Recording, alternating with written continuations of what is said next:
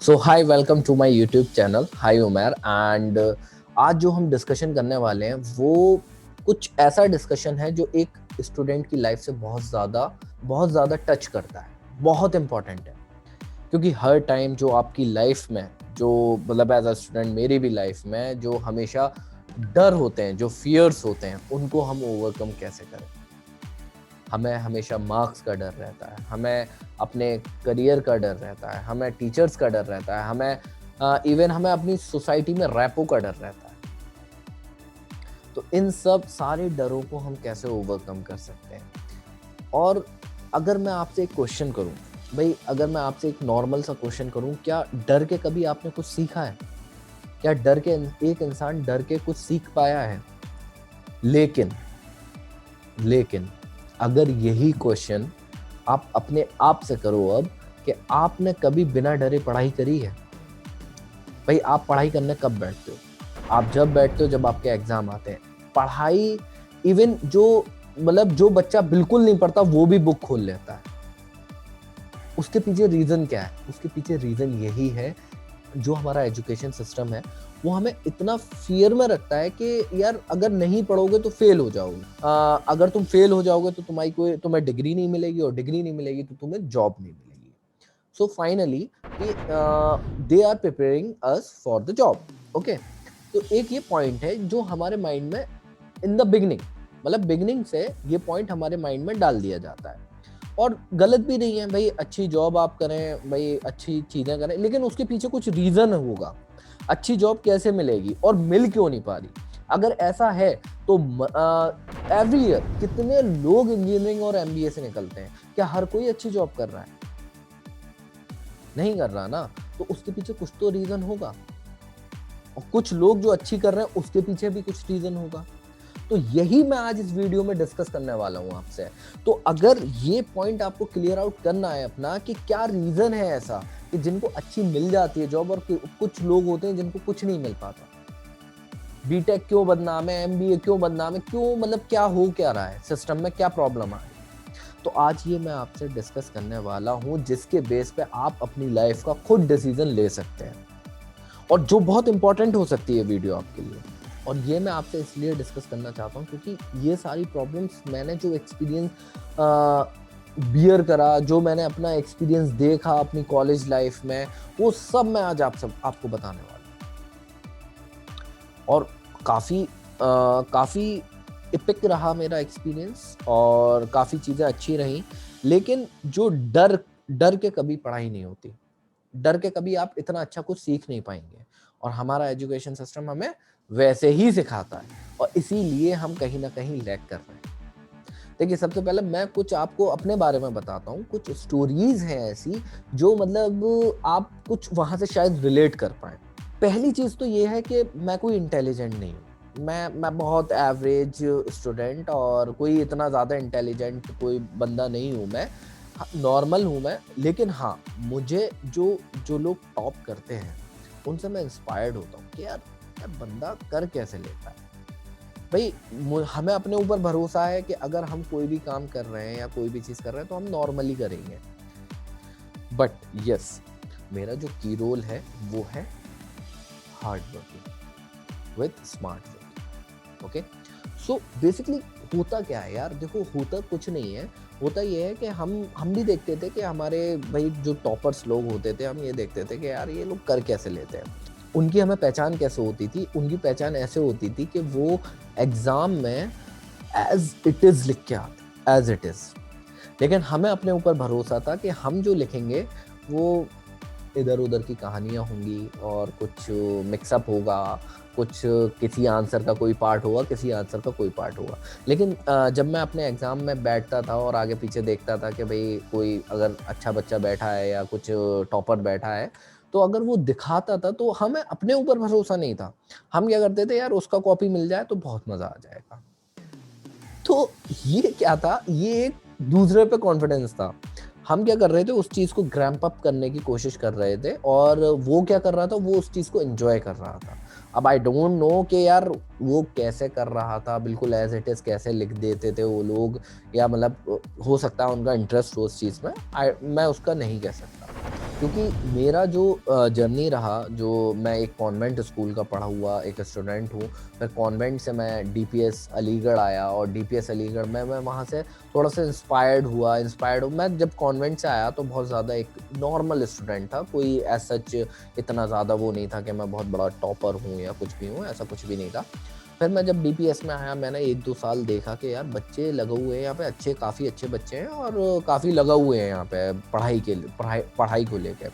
और एक थोड़ा-सा डिफ़रेंस था वहाँ पे, जो टॉपर्स होते थे उनको ब्लू कोट वगैरह ये सब चीज़ें होती थी। तो मैंने इंस्पायर करा अपने आप को और मैंने विदिन 6 टू 7 तो मैंने देखा कि क्या हो रहा है, फिर 8th में जाके मैंने भी टॉप कर दिया। तो वहाँ पे की रोल क्या हुआ, हमने भी मेहनत करी, हम भी बन गए टॉपर। तो भाई ऐसा नहीं है कि एवरेज बच्चा टॉप नहीं कर सकता, एवरेज बच्चा जो चाहे वो कर सकता है, अगर उसके अंदर मेहनत और हिम्मत होनी चाहिए। तो ये बात मैं प्रूव कर चुका हूँ। अब जो टर्न आने वाला था लाइफ का, वो बहुत ही अलग टर्न था। वो टर्न कैसा था? वो टर्न था जब मेरा एडमिशन जामिया में हुआ। कहीं नहीं हो रहा था और फिर मेरा एडमिशन जामिया में हुआ। तो वहाँ पे इतने जो मेंटोर्स मिले, जो एजुकेशन मिली, वो एक बहुत अच्छी एजुकेशन। तो वहाँ तक, जामिया तक मुझे सारी चीज़ें करने में थोड़ा टाइम लगा और मैंने देखा, समझा, जाना कि भाई क्या-क्या होता है। भाई दिल्ली में नए-नए गए थे, कैसे क्या चीज़ें हैं, वो सब समझने में मुझे थोड़ा-सा टाइम लग गया, वहाँ पे भी 2 साल लगे। अब 2 साल के बाद within 3rd year of diploma engineering computer science मैंने 5th सेम टॉप कर दिया। अब वहाँ पे भी ये हो गया कि हाँ, ये अच्छे बच्चे हैं, पढ़ाई में काफ़ी अच्छे हैं। अब तक की जो जर्नी थी, राइट नाउ, मतलब जो जामिया तक की जो जर्नी थी, मैं सेम पैटर्न फ़ॉलो कर रहा था जो एक सब लोग पैटर्न फ़ॉलो कर रहे थे। सब लोग क्या कर रहे थे, सबको मार्क्स अच्छे चाहिए थे, सबको अपनी रैंक बनानी थी, मुझे भी बनानी थी, तो मैं भी कर, क्योंकि जब तक मुझ में कोई समझदारी नहीं थी। लेकिन वहाँ से 5th सेमेस्टर के बाद से कुछ टर्निंग पॉइंट्स आए लाइफ में। कुछ चीज़ें समझ में आई कि जब मैंने पहला प्रोजेक्ट मार्केट में जाके एक प्रोजेक्ट पिकअप करा था, वहाँ मुझे थोड़ा-सा कॉन्फिडेंस आया। मैंने कहा यार, मार्केट में दे वांट समथिंग एल्स। जो हम पढ़ रहे हैं, जो मार्क्स हैं, किसी ने मुझसे ये नहीं पूछा कि आप टॉपर हैं या आप फेलियर हैं या आप क्या हैं। मार्केट में मुझसे ये पूछा कि आपने किसका काम किया है। सीधा सिंपल सा क्वेश्चन, आपके पास क्या एक्सपीरियंस है। As I was new at that time, तो मैंने उनको कुछ टेम्पलेट्स दिखाए और बोला कि सर मैंने ये बनाए हैं, जबकि वो मैंने बिल्कुल नहीं बनाए थे। तो मैंने उनको दिखाए और उन्होंने बोला कि हाँ ठीक है, तुम्हारा काम अच्छा है और हम आपको प्रोजेक्ट दे रहे हैं, और उन्होंने वेरीफाई भी करा कि आप कहाँ से आए हो। एट दैट टाइम मैं अपने लोकल टाउन में था, लोकल डिस्ट्रिक्ट में था, और वहाँ से जाके उन्होंने मतलब वहाँ पे सब लोग एक दूसरे को जानते हैं, उन्होंने कंफर्म करा कि कहाँ से हैं, ये क्या है। उन्होंने वेरिफिकेशन के लिए एक मेरा आधार कार्ड ले लिया और मुझे पेमेंट कर दिया। सो फाइनली जब मेरा डिप्लोमा कंप्लीट होने पे आया, तो मैंने सोचा कि यार कुछ हम काम ऐसा करते हैं, भाई टीचर से एडवाइस लेते हैं, क्योंकि हमें ऐसा सच कोई एक्सपीरियंस था नहीं, और पेरेंट्स का भी ये कहना था कि आपको बीटेक करना चाहिए, और एज सच उनका कहना भी ठीक था, और मैंने अपना एडमिशन ले लिया। अब जो प्रॉब्लम आती है वो यहाँ तक मुझे इतना तो समझ में आ चुका था, यहाँ तक मुझे ये समझ में आ चुका था कि कुछ तो गड़बड़ है बॉस, कहीं तो कुछ ना कुछ प्रॉब्लम है। एंड आई डिसाइडेड कि यार, मैं अपना जो काम कर रहा हूँ मैं इसको कंटिन्यू करूँगा, और मैं देखता हूँ कि मैं किस लेवल तक जा सकता हूँ। और मुझे अब ये समझ में आ चुका था कि कोई आपसे ये नहीं पूछने वाला कि आप क्या, आपकी रैंक रही या कितना आपने टॉप करा या क्या करा। बिकॉज़ मैंने भी बहुत सारे इंटरव्यूज़ देखे हैं और लिए भी हैं। उसमें अगर आप इंटरव्यू में ये बताएँगे कि भई मैंने यहाँ ये टॉप करा, ये वो करा, ये करा, तो सामने वाले का जो रिस्पॉन्स होता है उसको उस चीज़ से मतलब नहीं है। उसका जो रिस्पॉन्स है वो ये है कि उसको उस चीज़ से मतलब नहीं है। एंड और जो रिप्लाई रहते हैं एचआर के, वो ये रहते हैं कि हमें ये कॉलेज नहीं है, this is a totally different life. ये पूरी प्रोफेशनल लाइफ है, ये आपका कॉलेज नहीं है कि जो आप यहाँ पे इस तरीके से ये टॉप और ये सारी चीज़ें करें। तो जो ये सब चीज़ें हैं ना, ये जो मैं आपको बता रहा हूँ, उसके पीछे एक रीज़न है कि हम लोग क्या कर रहे हैं, हम लोग एक चीज़ फॉलो कर रहे हैं देखो हमारे पेरेंट्स को इतना अपडेट नहीं है, वो जो उन्हें उनको 90s में जो होता था वो वही पैटर्न फॉलो करते आ रहे हैं और उसी पैटर्न के फॉर्म पे वो हमें एजुकेट करना चाह रहे हैं। और वो हमें एजुकेट करना चाह रहे हैं और वो चाह रहे हैं कि हम सक्सेसफुल हो जाएं, क्योंकि वो हमारे वेल विशर हैं। लेकिन क्या आप इस चीज़ को एग्री करते हो, जो कंपनीज 20s की हैं, जो कंपनीज अमेजोन, फ्लिपकार्ट, जो एआई और बहुत ज़्यादा टेक्नोलॉजी पे चल रही हैं, वो आपको 90s के एजुकेशन बेस पे आपको जॉब्स देंगी? नो डाउट मिल रही हैं, लोगों को मिल रही हैं, लेकिन वो लोग ऐसे हैं जो अपनी स्किल्स पे काम कर रहे हैं रेगुलरली, उन्हीं लोगों को मिल रही है। तो मुझे यहाँ तक समझ में आ चुका था कि मैं अपनी स्किल्स पे अगर काम करूँगा तो मुझे ज़्यादा फ़ायदा होगा। तो एक टाइम ऐसा था कि जिस टाइम पे टीचर्स के लिए मैं बड़ा फेवरेट हुआ करता था, बहुत ज़्यादा फेवरेट हुआ करता था।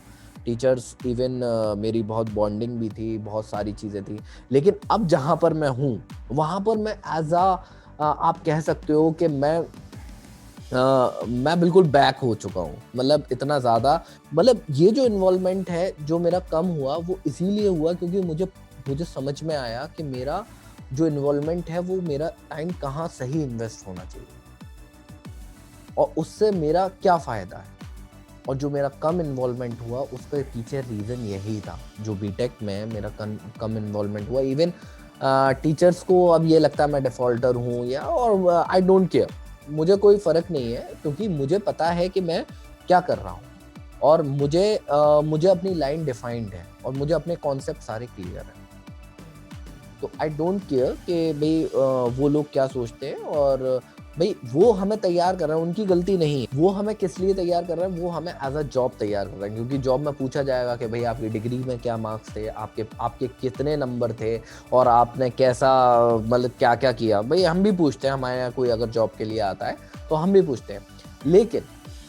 लेकिन जो आपको मैटर करेगा वो करेगा एक्सपीरियंस। मैं आपसे ये नहीं कह रहा हूँ कि आप अपनी ग्रेजुएशन छोड़ दें या आप अपने एजुकेशन में कम माइंड लगाएं, लेकिन खाली कॉलेज से भी कुछ नहीं हो सकता। Only college can't help you out. मैं आपसे सिर्फ और सिर्फ इतना कहना चाहता हूँ कि खाली कॉलेज लाइफ से कुछ नहीं हो सकता। अगर आप अपना फ्यूचर सेव करना चाहते हैं तो आज से ही आपको अपने लिए वर्कआउट करना पड़ेगा।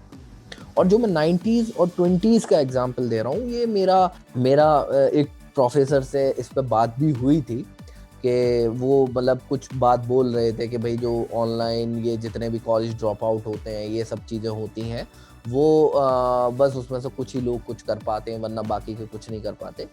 तो मैं उस चीज़ को इस तरीके से अंडरस्टैंड करता हूँ और मैंने उनको बोला भी कि सर ऐसा नहीं है। अगर बंदा जो आप आज एल्गोरिथम पढ़ा रहे हैं, अगर आपको मैं मार्केट वैल्यू दिखाऊं इसकी, ये मार्केट में बिल्कुल भी यूज नहीं हो रही। और चलिए ठीक है, हम पढ़ रहे हैं, अच्छी बात है, हमें पढ़ना चाहिए, हम पढ़ रहे हैं, लेकिन सर क्या हमें वो चीज़ पढ़ाई जा रही है जो मार्केट में आज यूज होगी कल? उसके बाद मैंने पूछा कि सर जो हमारा सिलेबस है वो कब का अपडेटेड है? जो आपके नोट्स हैं जिससे आप पढ़ा रहे हैं, ये आपके कितने पुराने हैं? क्या इसमें कौन सा अपडेट हुआ है? क्या आपको पता है सर, गूगल हर टाइम अपडेट रहता है, फेसबुक हर टाइम अपडेट रहता है, ये जो टेक्नोलॉजी है टाइम टू टाइम अपडेट हो रही है।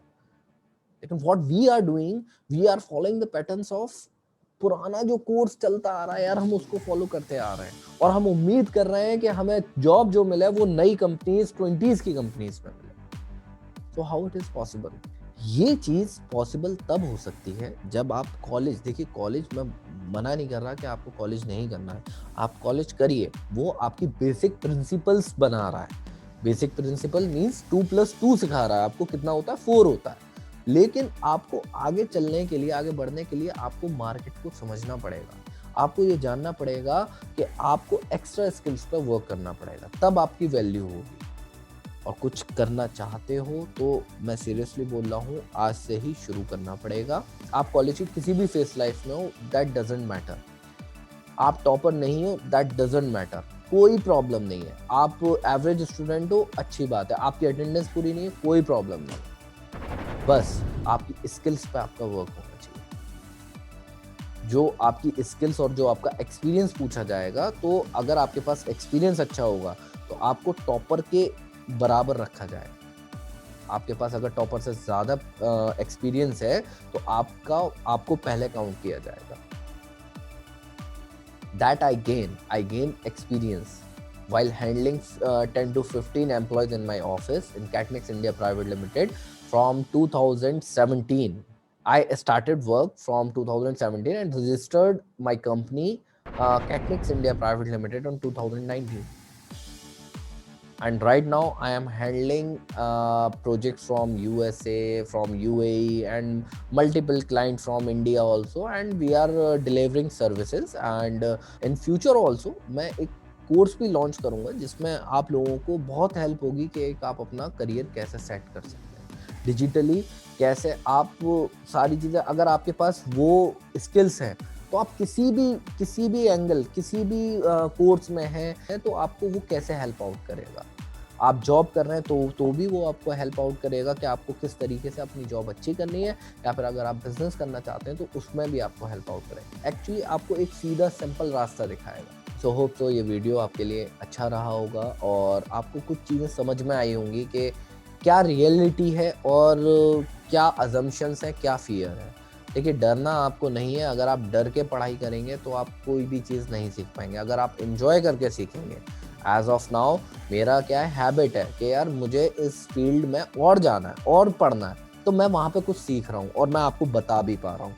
अगर मेरे लिए ये डर होता कि नहीं यार मुझे लोगों को बताना है, लोग मुझसे पूछेंगे, कोई मुझसे नहीं पूछ रहा, मैं खुद बता रहा हूँ, that means I have interest in this thing. ये मैं आपको कब बता पाऊंगा, जब मैं कुछ लर्न करूँगा, कुछ एक्सपीरियंस गेन करूँगा. So all the best. मिलते हैं अगली वीडियो में, और लाइक करिए इस चैनल को, सब्सक्राइब करिए. एटलीस्ट इस चैनल पे आपको इतनी इन्फॉर्मेशन मिल जाएगी जिससे आप अपने करियर में कहीं मायूस नहीं होंगे, कहीं परेशान नहीं होंगे, और बहुत आप आगे तक जा सकते हैं. सब्सक्राइब कर लिए इस चैनल को आज ही, और लाइक करिए इस वीडियो को, शेयर करिए अगर आपको ये वीडियो पसंद आया हो तो. Thank you so much for watching this video. Thank you.